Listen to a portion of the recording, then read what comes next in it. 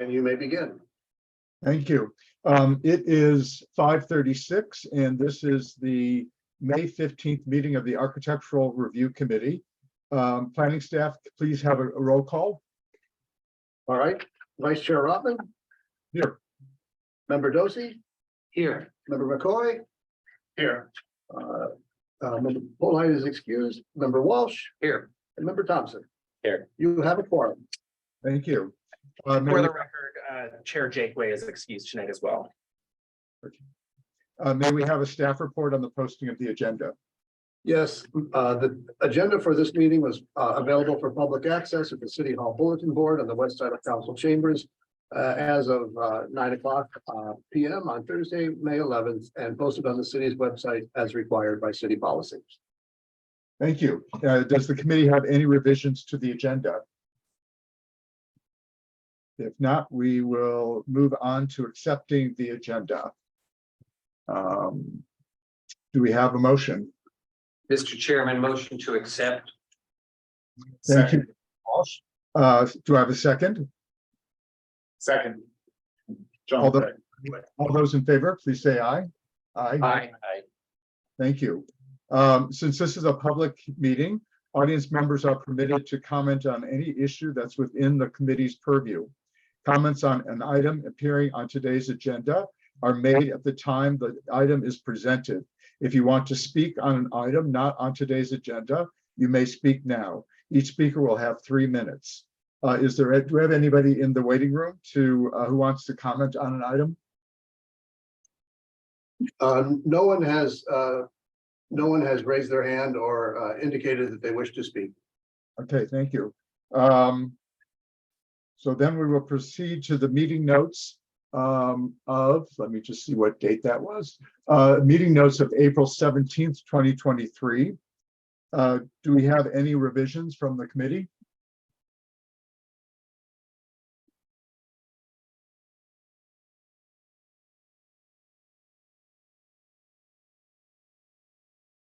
If not, do I have a motion to accept? I'll make a motion to accept. Thank you. A second. I'll second. Thank you very much. All those in favor, please say aye. Aye. Okay, now we will move on to new business, which is item number 2A. McGee Sharton Architects on behalf of Desert Productions LLC for a major development permit application to construct a 10,959 square foot warehouse facility on a 21,923 square foot undeveloped parcel located at 200 Oasis Road. May we have a staff report? Yes, let me go ahead and share my screen.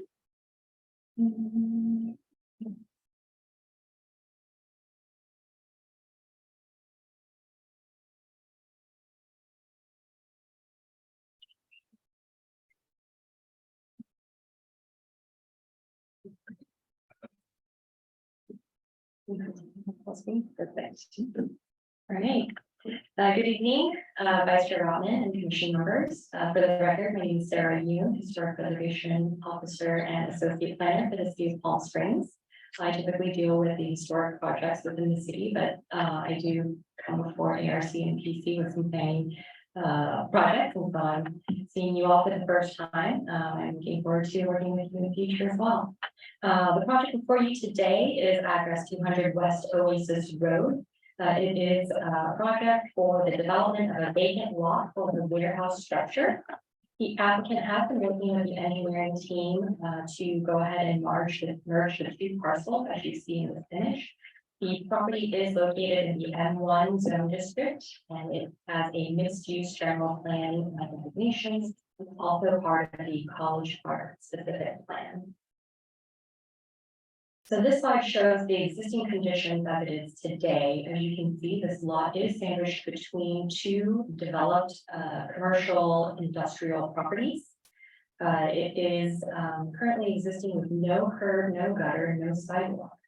So the development of this site will greatly improve the existing conditions, both from a visual and performance standpoint.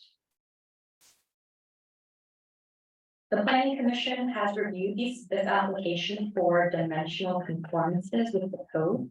The applicant team was required to request an A&M approval for the change in the height of the wall that was located in the front yard setback.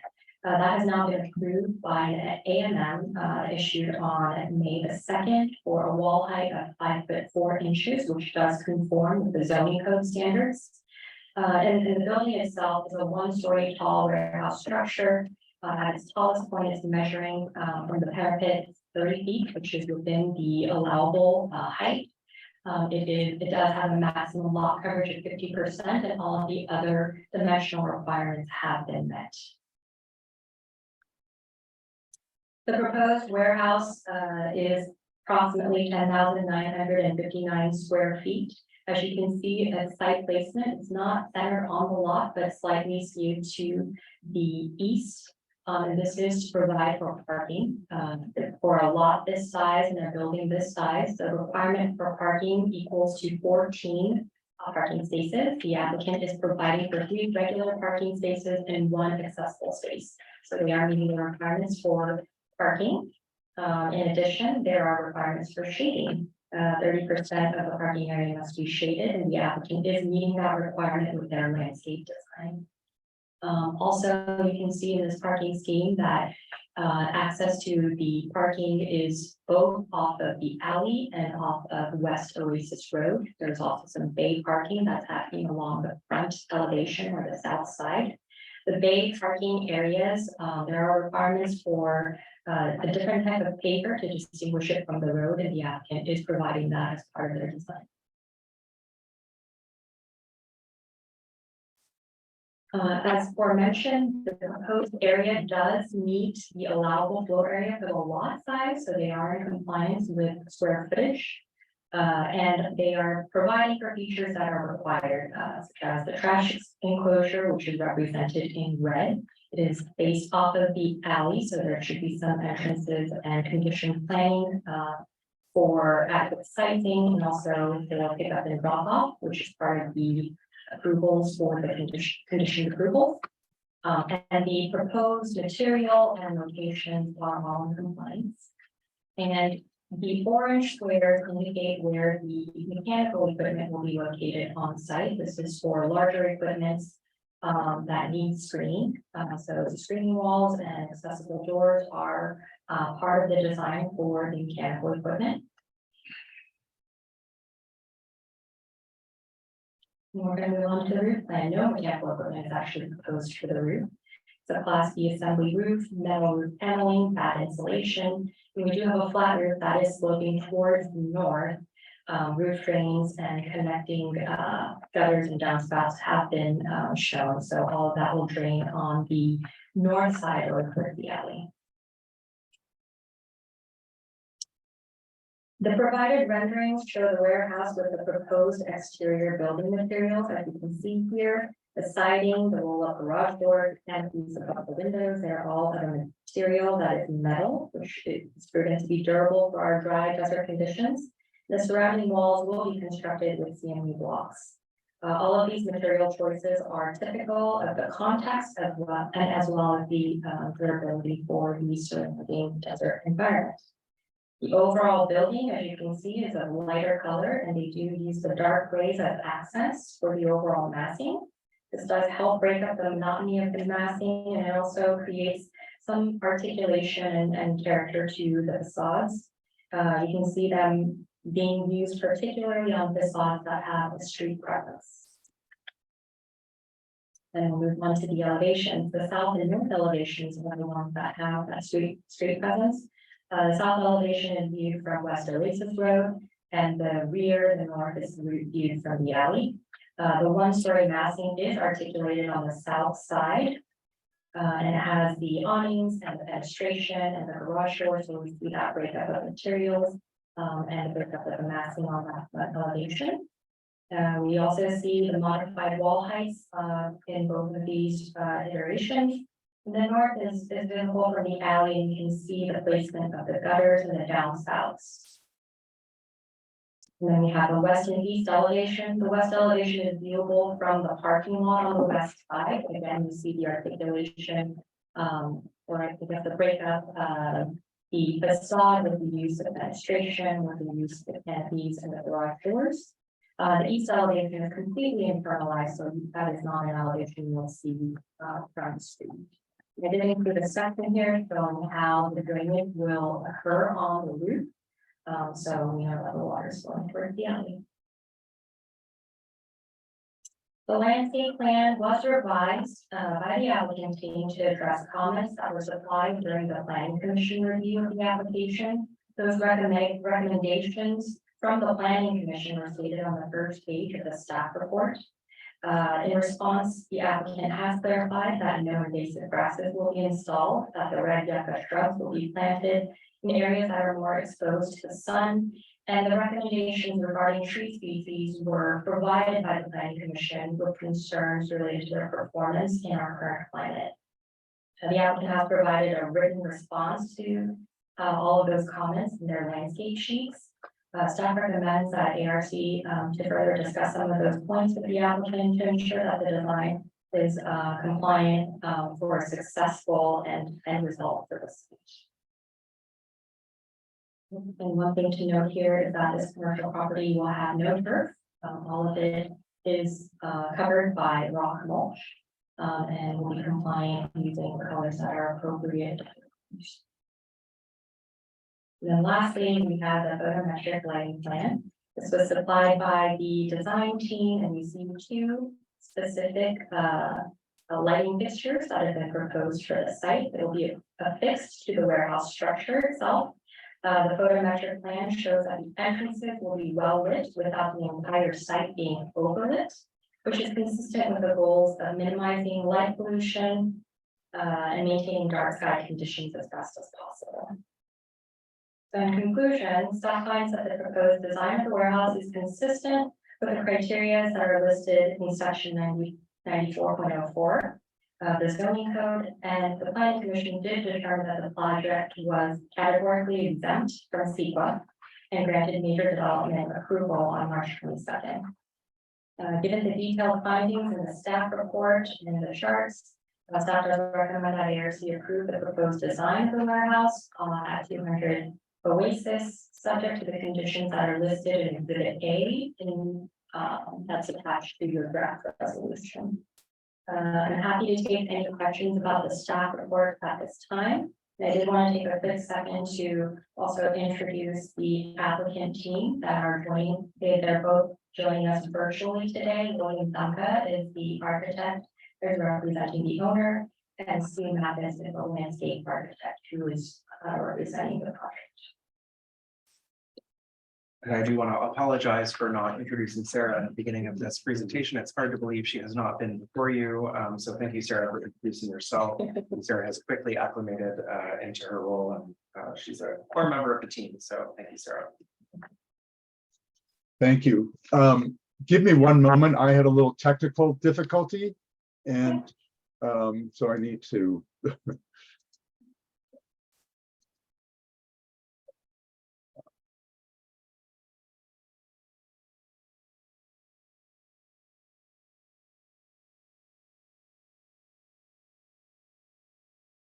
Okay.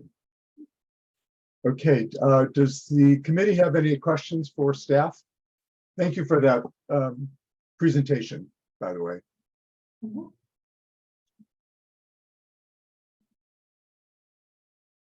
Okay, I'm back now, sorry. You may not be able to see us. Member Walsh has his hand up. Mr. Chairman, I have a couple brief questions related to the staff report. Sarah, in terms of site planning issues, I know our focus here is on the landscaping, but just to get a better understanding of the layout of the building, on the north property line and the east property line, are those voluntary setbacks at 5 feet?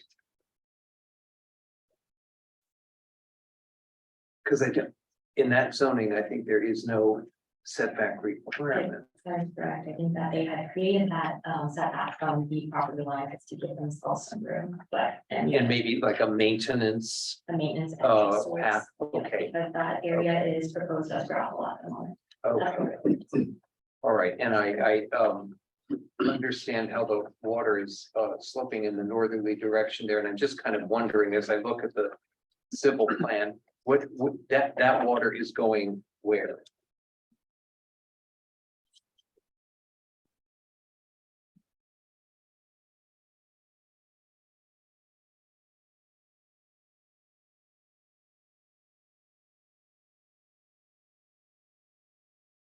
I believe that the Weaver Valley was required to be paved, and I know that their retention is actually flowing.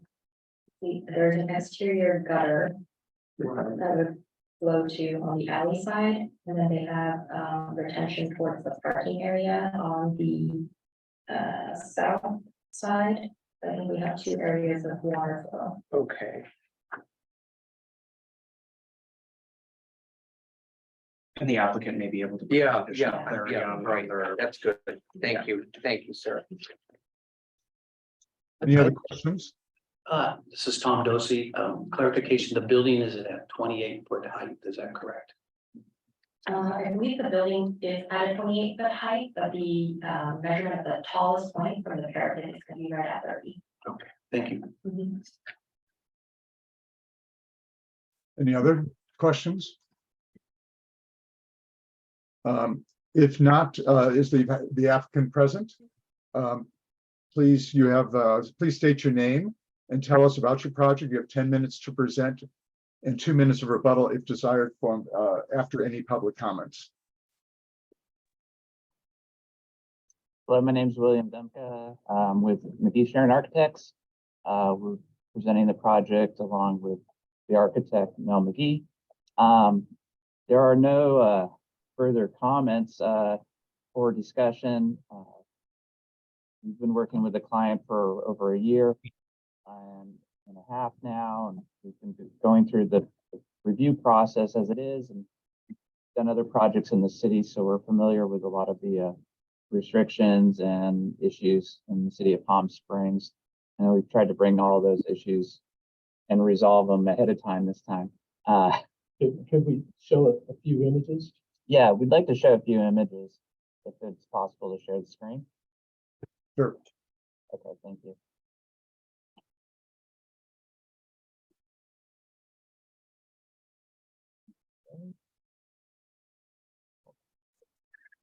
Nope. Technical difficulties. Try this.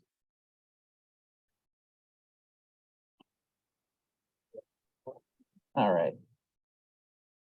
This is our main entrance on the south side of the building, with the parking considered bay parking. Your screen is not showing right now on the video. Oh, We're just seeing your blue screen with the Windows logo. oh, okay. Let me do that. Now do you see it? Yep. Yes. Yes, we do. Okay. I'm doing two screens at once. All right. This is the front entryway off of Anza. I'm sorry, off of Oasis Road. With the bay parking at the front. Materials have been selected with the in keeping with the desert climate, light shade, block walls, concrete walls, a rough and ready type of environment. Dry landscaping, features that our landscape architect talked more about, and shaded exterior windows. And that's most of that as far as the exterior is concerned. There are questions, we'd gladly answer them. Thank you. Is there any public comment? Do we have anybody in the wings? No one has signed up to speak, but there was a bit of a question earlier, and maybe the applicant could just clarify what the purpose of the warehouse will be and what will be stored, just for the public record. Of course, the clients is an artist, and she's intending to store much of her artwork, including some sculpture works, for most of the year. What are the hours of operation? Hours of operation are, well, it's 24 hours warehouse, but there's no retail hours of any sort. So it'll be storage for the most part. Are trucks coming and going 24 hours? What? No, if anything, it'll be daylight hours to. The roll-up doors are actually handy, as much for the artwork, because they are tall pieces. So the intention isn't necessarily for loading and unloading. It's just more accessible that way. Practical. Your audio cut out, so I just wanted to state for the record again, and for anyone watching, that you stated that it's not intended to be a lot of truck traffic in and out, and that you would expect those deliveries to occur during daylight hours. Correct. And just occasional new storage.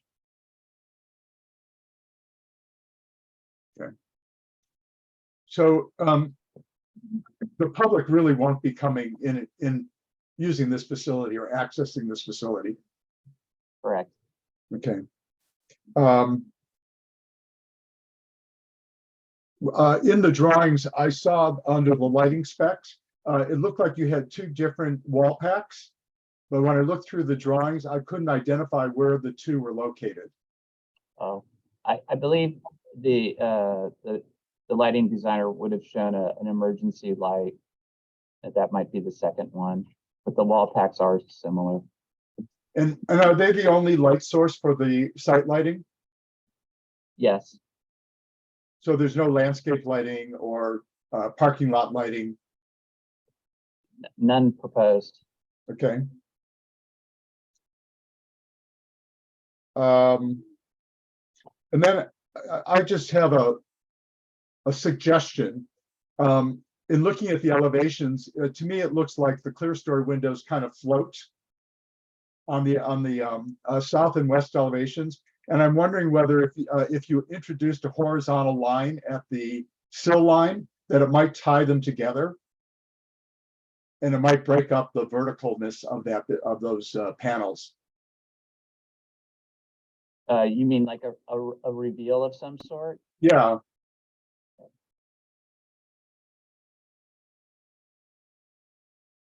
It would certainly, I'm sure it's possible. I know that as far as the architecture, the panels themselves are typically an industrial panel that are fitted to be that full height.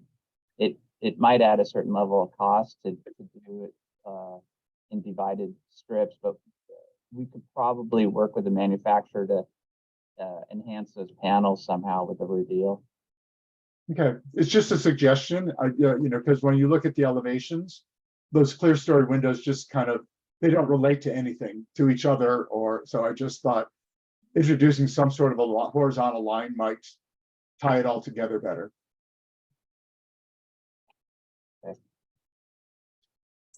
Anybody else have any questions? I have a question. Yes, Member Dozy.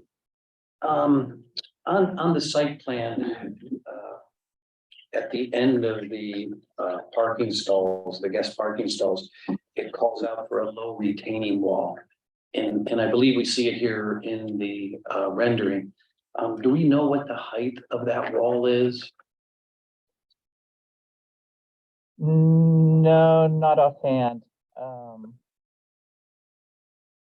It's an Because when I refer wall that to the grading plan, it's called out as number 4, and that calls for, looks to be a 6-foot tall retaining wall for architect's plans, 2-foot max retaining. That's existing, that's not new. Yeah, that would be an existing wall on that side. On the neighbor's part. Yeah, that would be the neighbor's wall. So that's not the wall along at the end of the parking stalls. Is it 1, 2, 3, 4, 5, 6, 7, 8 stalls? That's a 2-foot. Yeah, there are no other walls taller than 6 foot proposed. Retaining wall, 2 Oh. feet high. The retaining wall at the head of the parking spaces? Yes, yes. Oh, okay. Yeah, that's perhaps a 2-foot wall at best. And that's just so we can get separation between the parking areas and the walkway. And then there's enough depth in those stalls that cars will not, hit the front of it or. Right. Because I know. And then the other question is, it doesn't show any landscaping around the alley area or in the back of the project. And that appears to be a street, actually, almost a frontage street for some of the structures behind it. Is there a reason there's no landscape shown in that area? It's a service alley, it's not. Yeah, it is intended just for services. The setback at the alley was only intended to give some space for the driveway. Other than that, the alley adjacent to the existing building is there just for servicing the building and maintaining some distance from the next building. It's actually also useful for construction when they build this. The staff report had some photographs of that alley. It's really a service alley, not a frontage. Right. It was It looked like an consistent. aerial photo that it did service some other buildings across the street. It's a service alley. Yeah. And then I believe the landscape was Excuse me, consistent. yeah, well, I can call on you and you need to identify yourself. Okay. Yes. So, please identify yourself. Do you want me to speak now? Yes, you can say, yes. Thank you. I'm Sue Mathis, the landscape architect. It was my understanding that because that landscape area wasn't necessarily required, we also didn't landscape it because it stayed consistent with the other adjacent properties. Okay, thank you. And then I didn't know if the architect could go back to the other rendering. I believe it's the main rendering of the frontage along Oasis.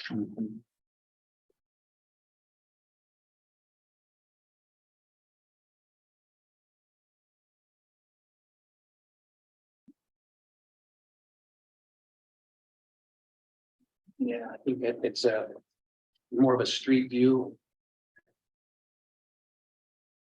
And it also has some of the materials. Okay, yeah. Is this better? That's good, yeah, and there was one additional one, it was kind of like a page 7. Is it page 7? I think that's the one you're shooting for. Yes. Oh. Yeah, oh, Nope. This one? no. We'll get it. There you go. That one, it's it. Okay. Yeah, and again, that's a little bit different than what we have in our, but when you look at the plan, it calls that wall to be 5 feet. 4 inches. 4 inches high, but when you look at the rendering, it looks like it's almost like an 8-foot wall. And I didn't know if, because of the location of it, or the setback, that 5 foot is what's required, or what the actual intention is. And if this looks exaggerated. I believe this was a rendering that was created prior to the AMM. So this was originally represented as a 6-foot tall wall, which needed to be reduced. And the architect can clarify, but I don't think the renderings were redone after that change. And per the AMM that was granted, they would have to comply with the 5-foot floor. Okay, thank you.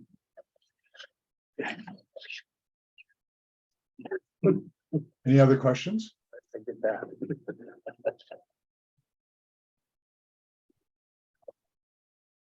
If there's no other questions from the committee, we'll open up for discussion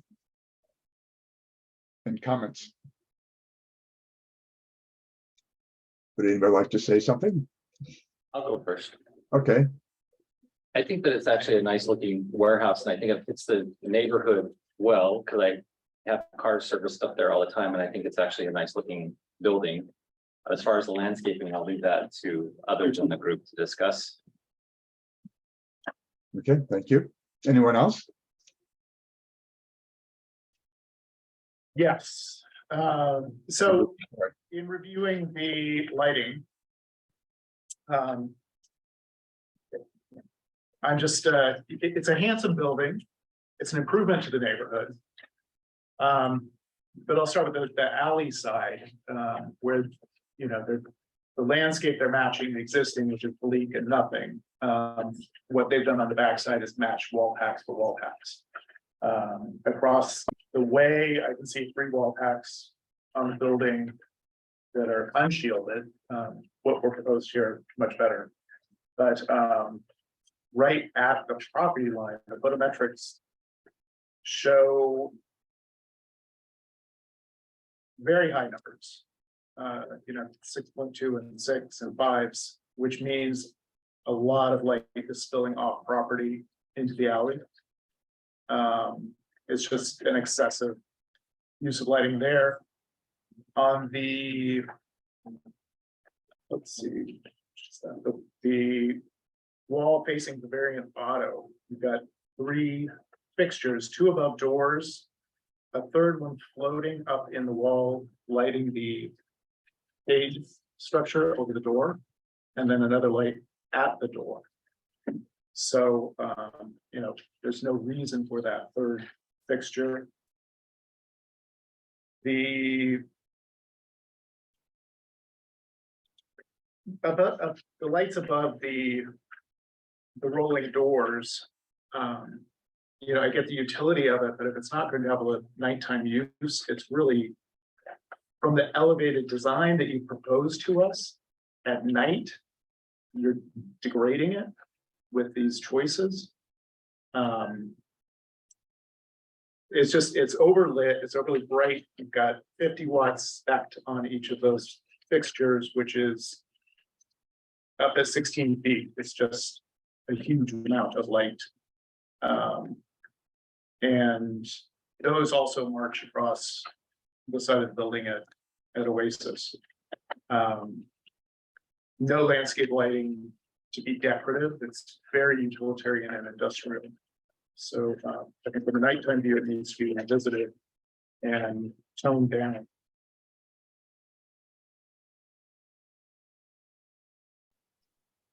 Okay. Thank you. Anybody else? Member Walsh, I can see you. Mr. Chairman, yes, thank you. What my initial response to the building from an aesthetic standpoint was that it looks upmarket compared to some of these design and design build solutions that get built. I think one of the things that's attractive is the panel system as opposed to the go-to CMU block wall. And also I think the benefit of that is that those are insulated panels, and with the CMU wall, it's a tough thing to kind of get to comply without doing an interior wall with a lot of insulation in it. And then I think that the relationship between the solar, the little eyelashes on top, the overhangs, and the gate is a good one.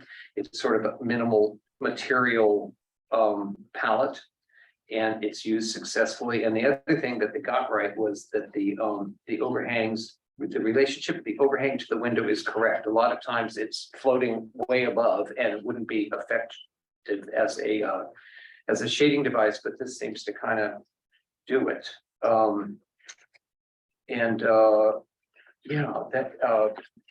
I know that there are some issues on landscaping, and I think with that, I would kind of look to Tom Dorsey to give us some feedback on that. That's it for me. I have a couple comments that I made note of. One is, well, I like the simplicity of the plant palette, but I think the number of plants is underwhelming in each of the renderings, even though some of them don't match up with what's in our or footprint compared to what we're seeing on the screen. It shows more landscaping, and I think with that, the planter that's up against the building in one of the renderings, it looks kind of like a special focal point, and in the plan view, it has two agaves, a tree, and one barrel cactus in each corner. So I think there's an opportunity there. I would just have the landscape architect, there's different species of agaves, but to make sure that the ones selected won't get so large, especially because they're near pedestrian walkways and adjacent to walks and getting out of cars. And I think the street frontage along Oasis could be improved with some additional plants and, boulder spacing or just some enhancements to that. And I would like to see, even though there's no existing landscape at the other buildings in the rear, that I think there's an opportunity within that 5-foot space to add some nice desert plants. And along with the lighting, with the simplicity of the structure, I think it gives them an opportunity to do some uplighting with the landscape that would create some interesting patterns on the building itself, shadow patterns at night, and really enhance the project. Thank you. Thank you. I think that's everyone then. So I agree. I think it's a nice looking project. I agree with member McCoy's comment about the lighting being single source, creating a lot of brightness on the building. And I think that could be re-looked at. And I agree also with member Dosey's comments about enhancing the landscaping. So, yeah, I think with that, if there's no other discussion, we have a motion.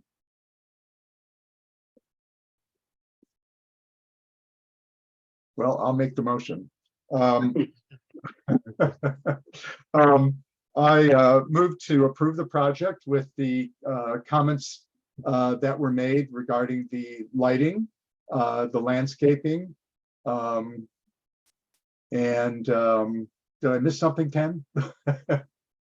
Nope, No? I think you've got it. Okay. Do I have a second? I'll second. All those in favor? Say aye. Aye. Any opposed? Thank you very much. With that, we will conclude our new business. And that completes today's agenda. Do we have any comments from staff or questions? None from me. No major updates. It's good to see you all. It's been a while. Yeah. Thank And you. anything from the committee? Any questions or? No? Okay, thank you very much. Have a good evening. Thanks. Thank you, and welcome to Sarah. Sarah, great job. That's very good job there. We'll do its thing. Over now.